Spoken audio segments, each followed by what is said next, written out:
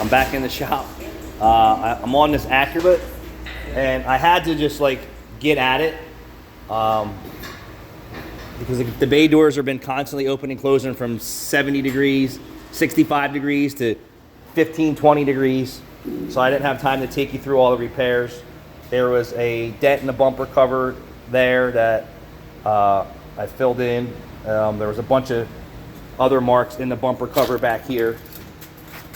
So I'm waiting for the primer to dry so I can get an eye on what it looks like, and then I'm going to sand the primer, and then I'm going to put another coat on there and take a look at it, and then I'm going to start laying the base coat and then the clear coat on it.